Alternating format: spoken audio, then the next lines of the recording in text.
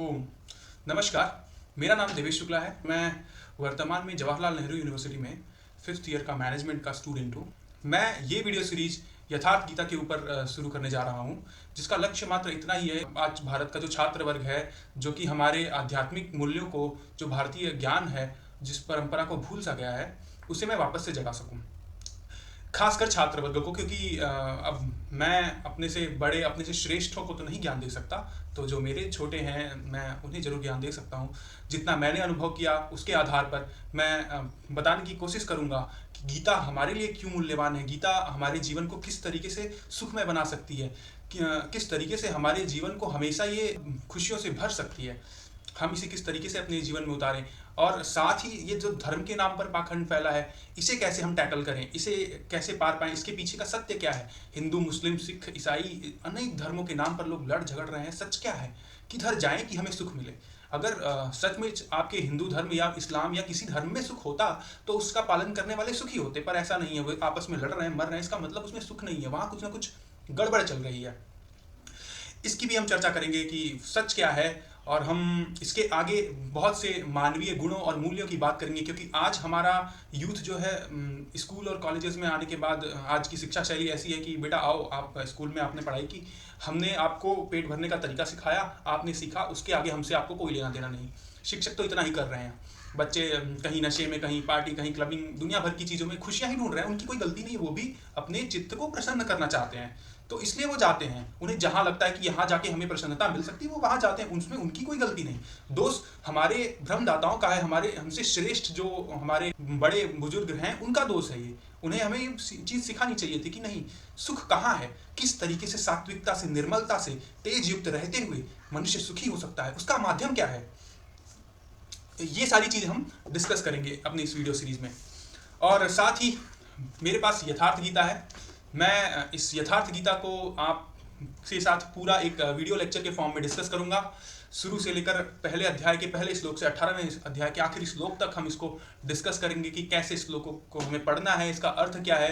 क्योंकि बहुत से मतलब बच्चे ऐसे भी मैंने देखे हैं जो कि गीता पढ़ तो लेते हैं पर समझ नहीं आता कि आखिर क्या मतलब है इसका। मुझे भी पूरा नहीं आता, नो डाउट, पर मुझे जितना आता है मैं उतना जरूर बताऊंगा आपको, ठीक है। क्योंकि कुछ कॉन्ट्रीब्यूशन मैं भी करना चाहता हूँ।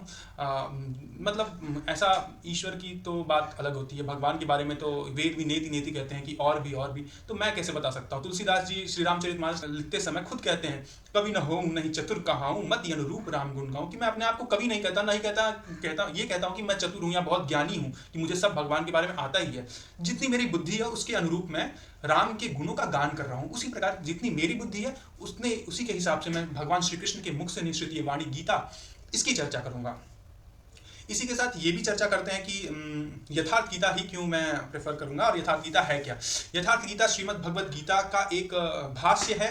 भाष्य मतलब आप समझते हैं उसका एक्सप्लेनेशन, जो कि हमारे गुरु महाराज स्वामी श्री अड़गड़ानंद जी महाराज द्वारा लिखी गई है। 1983 में लिखी गई थी ये, और इसके अंदर काफ़ी अच्छे तरीके से योग की पद्धति को समझाया गया है। अधिकतर लोग जो होते हैं योग को धर्म से जोड़ कर देखते हैं, जबकि योग का आपके हिंदू मुस्लिम ये पंथ जो है, धर्म का अर्थ अभी मैं पंथ से कह रहा हूँ, योग का इन पंथों से कोई लेना देना नहीं है। हमारे गुरु महाराज एक प्राप्ति वाले महापुरुष है, जिन्होंने ईश्वर की प्राप्ति के बाद इस भाष्य को लिखा है। तो इसकी आखिर की मैं आपको कुछ मैसेज है जो हमारे गुरु महाराज ने लिखा है, मैं आपको दिखाता हूँ। निवेदन है, आखिरी पन्ने पर आप पढ़ेंगे तो, यथार्थ गीता योगेश्वर श्री कृष्ण की परम पुनीत वाणी श्रीमद् भगवद गीता का ही अर्थ है। ये श्रीमद् भगवद गीता का एक्सप्लेनेशन है। इसमें आपके हृदय में स्थित परमात्मा की प्राप्ति के विधान का प्राप्ति के पश्चात किया गया चित्रण है। ईश्वर की प्राप्त करने के बाद हमारे स्वामी जी ने ईश्वर की प्राप्ति कैसे हो, इसको एक्सप्लेन करने की कोशिश की। क्योंकि गीता में भगवान श्री कृष्ण यही तो बताते हैं अर्जुन को कि अर्जुन तू इस योग पथ पर कैसे चलकर मेरी स्थिति तक पहुंच सकता है, मुझ जैसा बन सकता है। अब हेलना की दृष्टि से इसका उपयोग वर्जित है। यदि आपको मेरी बातों पर या यथार्थ गीता पर विश्वास नहीं है तो कृपा करके ना देखें और यहीं छोड़ दें इस वीडियो को और यथार्थ गीता को भी, अन्यथा आप अपने लक्ष्य से की जानकारी से वंचित रह जाएंगे। तो हम सभी का मानव जीवन का लक्ष्य यही होता है कि अपनी स्थिति को ऊपर बढ़ाते हुए ईश्वर तक पहुंचना। वो ईश्वर हमारा लक्ष्य है, वो हमारा भविष्य है।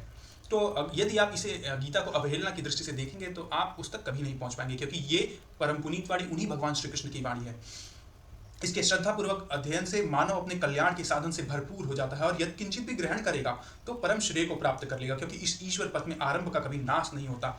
अगर आप इसे श्रद्धापूर्वक अध्ययन करेंगे तो बहुत तो समझ में नहीं आएगा, लेकिन जितना ही समझ में आएगा उससे आप परम श्रेय प्राप्त कर सकते हैं, क्योंकि एक जानकारी आपको छोटी सी मिलती है, वो आपके अंदर नई जानकारी प्राप्त करने की उत्कंठा जगाती है और वो उत्कंठा आपको नई जानकारी की ओर ले जाती है। इस प्रकार ज्ञान बढ़ते बढ़ते बढ़ते बढ़ते परम श्रेय परमात्मा तक पहुंचा देता है।